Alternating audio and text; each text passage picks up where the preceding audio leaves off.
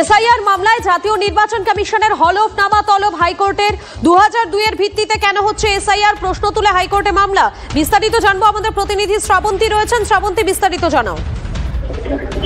দেখো, মামলাকারী তাদের বক্তব্য ছিল যে বিএলও যারা রয়েছেন তারা বিভিন্ন জায়গায় হুমকির শিকার হচ্ছেন এবং কোনো তালিকা থেকে যদি নাম বাদ যায় তাহলে সরাসরি তাদের হুমকির মুখে পড়তে হবে, এমনটা হুমকি এসআইআর করার আগে থেকেই দেওয়া হচ্ছে। তাই বিহারে যে এসআইআর হয়েছে তার থেকে এখানের সিচুয়েশন অনেকটাই আলাদা। এই মর্মে মামলা করা হয়, জনস্বার্থ মামলা। এর সঙ্গে সুপ্রিম কোর্টে যে মামলা চলছে সেই মামলার সরাসরি কোনো যোগাযোগ নেই, তাকে চ্যালেঞ্জও করা হয়নি, এমনটাই দাবি তোলেন মামলাকারীরা।